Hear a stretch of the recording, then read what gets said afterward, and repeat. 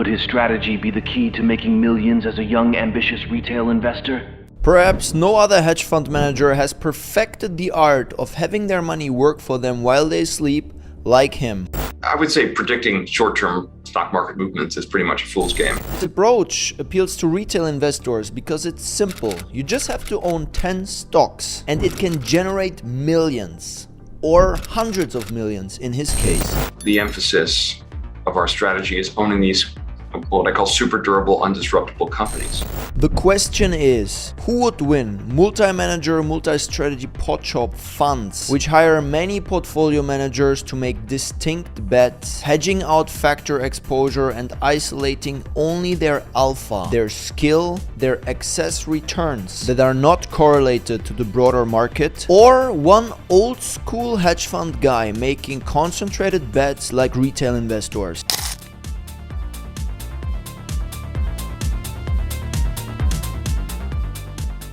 Imagine making over $600 million a year by barely lifting a finger. It sounds like a dream, right? For Bill Ackman, it's reality. The founder of Pershing Square Capital Management, the wet dream employer of many ambitious finance grads, rocketed to number 7 on Bloomberg's list of best paid hedge fund managers in 2023. And he did so with a new strategy. Minimal effort, but maximal results. 10 carefully selected stocks. That's all it took for him to generate a 26.7% gain. Something not even big multi-strategy hedge funds like Millennium or Citadel pulled off last year. So what does this say about these supposedly sophisticated hedge funds? What's the secret sauce of Bill Ackman's new strategy? And how can average MegaloMedia enjoyers emulate Bill's strategy? To understand that, we need to first understand Bill's old investment style, because billionaire Bill Ackman sells disastrous valiant investment after nearly 4 billion loss. Well, he f***ed up quite a bit in the past.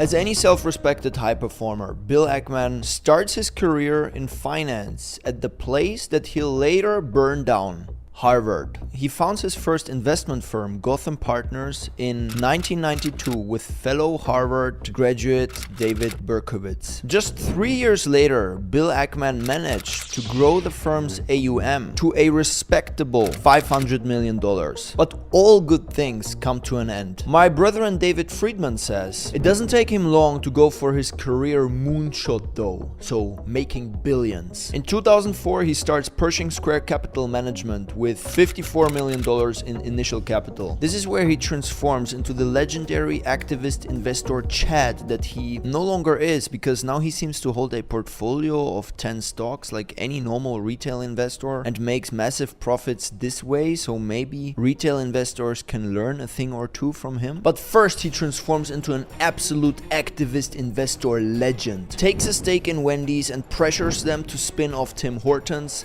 Bam! Massive profit. Proxy battles Canadian Railways, wins, kicks out CEO, CP's stock goes brrr from $49 per share to $220 per share, enters Valiant Pharmaceuticals at $180 per share, and oh holy shit, it's going down! $3 billion loss. Anyways, LFG. Herbalife battle. Most legendary business battle and TV fight ever. You know what? This guy's roadkill on the hedge fund highway. This guy takes advantage of little people. And Carl, why don't you just come clean on the Herbalife thing? I didn't get on to be bullied by you, okay?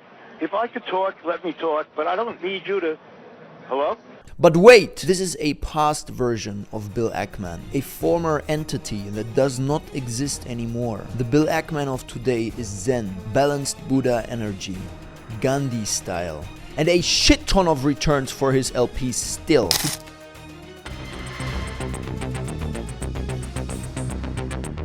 Today, no other hedge fund manager has perfected the art of making their money work for them while they sleep like Bill Ackman. $610 million. That's how much money Ackman made in 2023. And he barely touched his portfolio of just 10 stocks to get there. In a year when US stocks soar, his 8 6-person investment team's strategy of holding shares in big companies racked up a 26.7% gain. Those include Google parent Alphabet Inc., the portfolio's only new position, as well as Chipotle Mexican Grill and Hilton Worldwide Holdings. 26.7%, that's way more than some of these hedge fund titans generated. Citadel's main Wellington strategy did 15.3%, and Millennium Management, where my bro works, whom I recently endorsed for his excellent Python skills, did around 10%. Given that he generated around twice as much for his investors, Ackman's compensation was not even that impressive. I mean, 610 million, that would not even buy you Manchester United. And you know how life works. The higher you climb on the career ladder, the higher the net worth of the people you compare yourself to. When I first made a bit of money in China and started doing angel investing, I was suddenly surrounded by people that all had higher net worth than me. I felt miserable. Luckily, I had a higher biceps circumference than them. Anyways, Millennium's founder Izzy Englander brought home a crazy $2.8 billion, while Citadel's Ken Griffin mocked Wall Street Bets investors around the globe with a $2.6 billion payday. Both of them run multi-strategy hedge funds, which employ thousands of people trading across a variety of assets and have enjoyed a surge in popularity in recent years. Compared to these numbers, Bill Ackman's 610 million look like pocket money. Nevertheless, the returns he generated are impressive. I mean, sure, right, the S&P 500 was up 24.2% last year, and Pershing Square owns basically a long-only portfolio of large-cap US stocks. Its investors got S&P 500 exposure with a little bit better performance. Meanwhile, Citadel and Millennium investors are paying more for somewhat lower returns that are less correlated to the general stock market.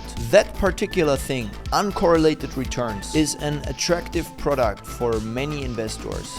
Citadel and Millennium work very hard to give them that. That's why Izzy Englander and Ken Griffin take home these massive paydays. For Ackman, roughly a third of his $610 million came from share price gains in his publicly traded Pershing Square Holdings fund. The rest came from performance gains at his private funds, and also from income from fees charged to clients. Bill Ackman's portfolio seems to change as slowly as airport projects in certain capital cities in Germany. Could it be that we are seeing a revival of old school investing techniques? And if even Ackman relies on these old school techniques, could it be that there are opportunities for retail investors too?